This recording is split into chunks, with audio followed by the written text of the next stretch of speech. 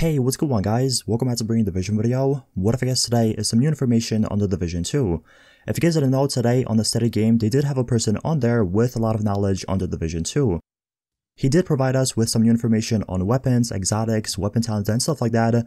So I did want to do a summary video on that Steady game in case you missed it, in case you watched like half of it. As always, there's going to be a link in the description you guys can check out to the full live stream. But if you're here for the recap, if you're here for the synopsis, you are in the right spot. So if you guys do enjoy this video or find it helpful, don't forget to leave a like, subscribe for more videos, and let's get right into this. So the first thing that was talked about in the Steady game was lever action rifles in the Division 2.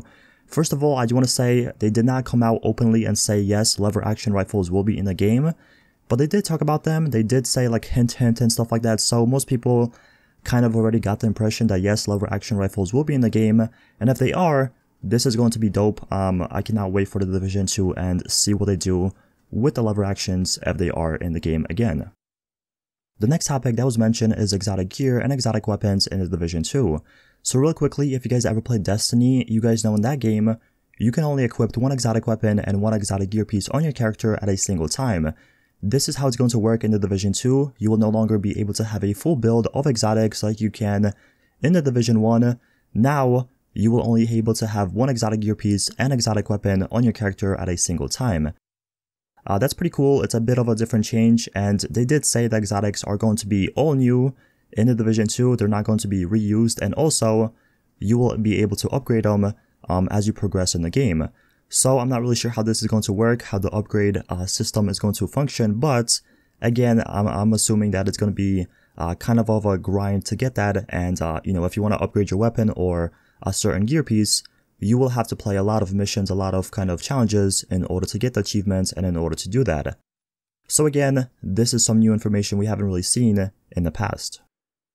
For anyone wondering, yes, the house is coming back in the Division 2, but this time, unfortunately, it is not going to be an exotic, it's going to be a normal weapon. But once again, if you love the house, if you love using that weapon, you will be able to use it again in the Division 2. The next thing that was talked about was weapon mods. So in order to unlock weapon mods in the Division 2, you will have to complete a journey or stuff like that in order to get it. Pretty much it's going to be again, kind of a journey if you want to unlock a certain ACOG or a suppressor or a Xenomag. Instead of like finding it from a boss or, you know, just finding it somewhere on the ground, there's going to be steps by steps in order to get that. So again, if you want to get that really overpowered magazine or really good suppressor, you will have to do that, and that's pretty much how you unlock it for your weapons. Moving on to the high-end weapons in the Division 2, so yes, these weapons will have 3 random talents like they do in the Division 1, but these talents are going to be something a little bit different. They're not going to be damage talents like we have been used to in the Division 1, like you can rock brutal, deadly, responsive. The way talents are going to work in the Division 2 is 1, you're going to have an active talent, the second one is a characteristic talent, and the third one is a holstered talent. Each high-end weapon will have those talents on them, and really quickly, I know you guys are kind of asking what the hell are these talents, so real quickly, the holster talent will be active whenever the weapon is not shooting. So for example, if you have something like a secondary bonus kind of damage, or a gear buff, or just a loadout buff, and stuff like that, that weapon talent is going to be active whenever the weapon is not being shot, so it's going to work kind of differently. It's kind of confusing to think about right now. You kind of have to play it and test it out, but it's going to be kind of interesting. I'm kind of excited for this. Also, the characteristic talent is something like stability or range, or I'm pretty sure rate of fire.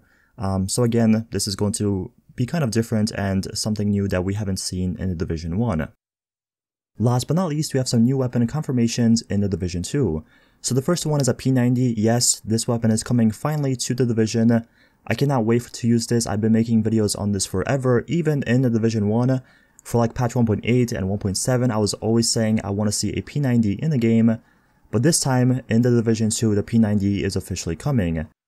Lastly, an exotic bolt action is confirmed in the Division 2. Again, this was something I always talked about in the Division, and I did want to see this in the Division 2 as well. So for them to finally create those weapons is really exciting, and I cannot wait for the beta to officially come out and to play the game in March. But yeah, that is pretty much it for the video. Thank you guys so much for watching. If you have any questions, let me know in the comment section below. I respond to all my comments, but again, thank you so much for watching, and I'll see you guys in the next one.